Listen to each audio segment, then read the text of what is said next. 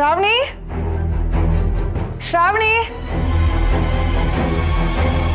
ಶ್ರಾವಣಿ ಏನಾಯ್ತು? ಬೆಳಗ್ಗೆ ಬೆಳಗ್ಗೆ ಯಾಕೆ ಹೀಗೆ ಕೂಗ್ತಿದ್ಯಾ? ಅದು ಶ್ರಾವಣಿ ಎಲ್ಲೂ ಕಾಣಿಸ್ತಿಲ್ಲ. ಪಾಪ ಅವಳು ಹುಷಾರಿರ್ಲಿಲ್ಲ.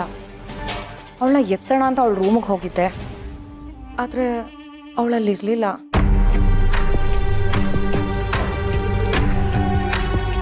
ಪಿಂಕಿ, ಶ್ರಾವಣಿ ಅಕ್ಕ ಹೊರಗಡೆ ಎಲ್ಲಾದ್ರೂ ಕಾಣಿಸಲ್ಲ? ಇಲ್ಲ ಅಮ್ಮ, ನಾನು ಲಾನಲ್ಲೂ ಹುಡುಕ್ದೆ, ಅಲ್ಲೂ ಇರ್ಲಿಲ್ಲ ಅಕ್ಕ. ಓಹ್, ಅವಳೇನ್ ಚಿಕ್ಕ ಹುಡುಗಿನ? ಇಲ್ಲೇ ಎಲ್ಲಾದ್ರೂ ಇರ್ತಾಳೆ. ಫೋನ್ ಮಾಡು. ಅವಳ ಫೋನ್ನ ರೂಮ್ನಲ್ಲೇ ಬಿಟ್ಟು ಹೋಗಿದ್ದಾಳೆ. ರಾತ್ರಿ ಅವಳಿಗೆ ಸ್ವಲ್ಪ ಜ್ವರನೂ ಇತ್ತು, ಹಾಗೆ ಶೀತನೂ ಆಗಿತ್ತು. ಹಾಗೆ ಕಷ್ಟಪಟ್ಕೊಂಡ್ಗಿನ ದೇವಸ್ಥಾನಕ್ಕೆ ಹೊಟ್ಟೋದ್ಲಾ ಗೊತ್ತಾಗ್ತಿಲ್ಲ. ದೇವಸ್ಥಾನಕ್ಕೆ ಹೋಗಿರ್ತಾಳೋ ಅಥವಾ railway station, bus stop, park ಅಂತ ಎಲ್ಲಾದ್ರೂ ಸುತ್ತಕ್ಕೆ ಹೋಗಿರ್ತಾಳೋ ಯಾರಿಗೂ ಗೊತ್ತು. ಅಮ್ಮ, ನಾವು ಮನೇಲಿ ಎಲ್ಲಾ ಕಡೆ ಹುಡ್ಕಿದ್ವಿ, ಆದ್ರೆ ದೊಡ್ಡಪ್ಪನ ರೂಮಲ್ಲಿ ಮಾತ್ರ ಹುಡ್ಕಿಲ್ಲ ತಾನೆ. ಕರೆಕ್ಟ್ ಪಿಂಕಿ, ಹೋಗಿ ಒಂದ್ಸಲಿ ದೊಡ್ಡಪ್ಪನ ಶ್ರಾವಣಿನೆಲ್ಲಾದ್ರೂ ನೋಡಿದ್ರ ಅಂತ ಕೇಳ್ಕೊ ಬರ್ತೀಯಾ? ಹೋಗು.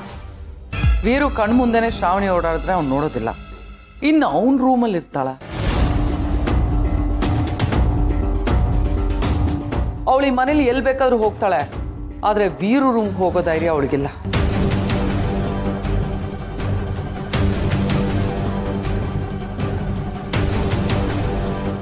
ಏನಾಯ್ತು?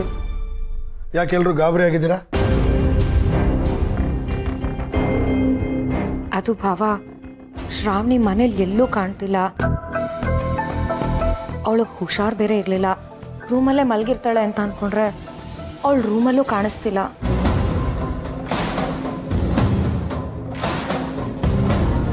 ಯಾರು ಭಯ ಬೀಳ್ಬೇಡಿ, ಶ್ರಾವಣಿ ನನ್ನ ರೂಮಲ್ಲೇ ಇದ್ದಾಳೆ.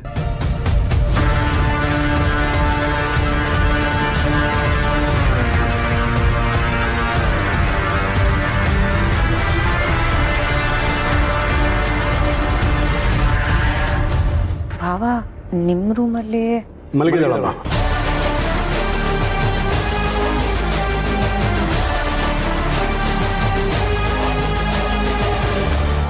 ಏನು, ನಿನ್ ರೂಮಲ್ಲಿ ಮಲಗಿದಾಳ?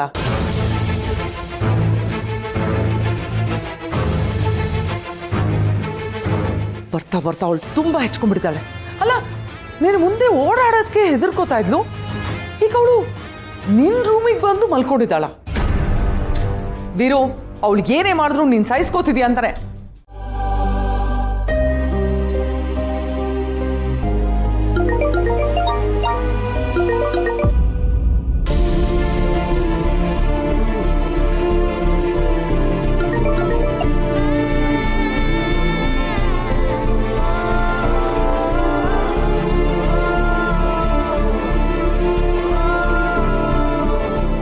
ಡಿಪಿ ತೆಗ್ದಿದ್ದಾಳೆ. ಪಾಪ, ಅವಳಿಗೆ ಎಷ್ಟು ನೋವಾಗಿದೆಯೋ ಏನೋ.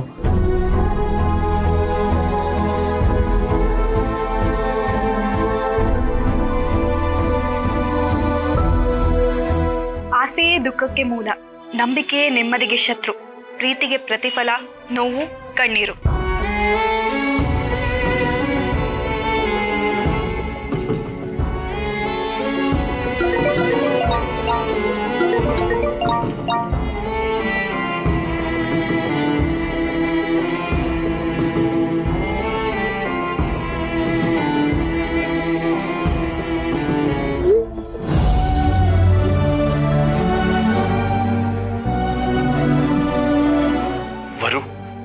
ನಂಬಿಕೆ ಇಲ್ಲ ಅನ್ನೋ ತರ ಎಲ್ಲ ಮಾತಾಡ್ಬೇಡ ಪ್ಲೀಸ್. ನಿನಗೆಷ್ಟು ನೋವಾಗಿದೆಯೋ ನನಗೂ ಅಷ್ಟೇ ನೋವಾಗಿದೆ. ಪ್ರತಿ ಕ್ಷಣನೂ ನಿನ್ನ ನೆನಪಲ್ಲೇ ನಾನು ಒದ್ದಾಡ್ತಾ ಇದ್ದೀನಿ. ನನ್ನ ನಂಬರ್ನ ಡಿಲೀಟ್ ಮಾಡು.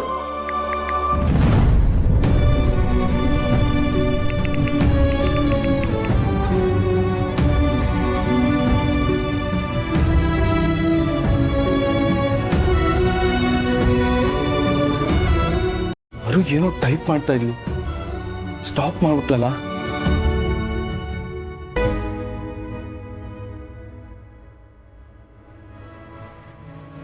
ವರು,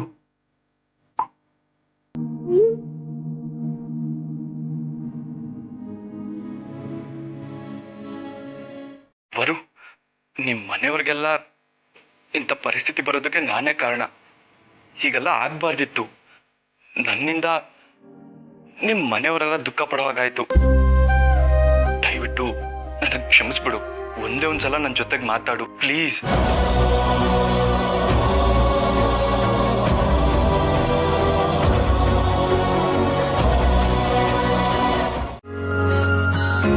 ಹೌದಾ? ಹಾಗೆ ತಿನ್ಬೋದಾ? ಇವಾಗ ತಿಂದು ಟ್ಯಾಬ್ಲೆಟ್ ತೊಗೊಂಡು ಸ್ವಲ್ಪ ಹೊತ್ತು ರೆಸ್ಟ್ ಮಾಡಿ, ಆಮೇಲೆ ಎದ್ದು ಸ್ನಾನ ಮಾಡಿ ಪೂಜೆ ಮಾಡಿ ರಾತ್ರಿ ಏನೂ ತಿನ್ನಕ್ಕೆ ಹೋಗ್ಬೇಡಿ ಅಷ್ಟೇ. ಸರಿ ಆಯಿತು, ಹಾಗಾದ್ರೆ ಕೊಡಿ ಚಿಕ್ಕಮ್ಮ ತಿಂತೀನಿ.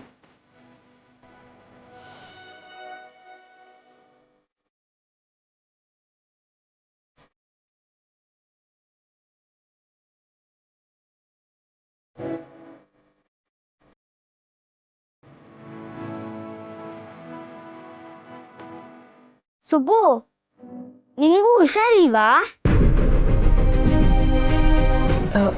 ಇಲ್ಲ ಪಿಂಕಿ, ನಾನು ಹುಷಾರಾಗಿದ್ದೀನಿ.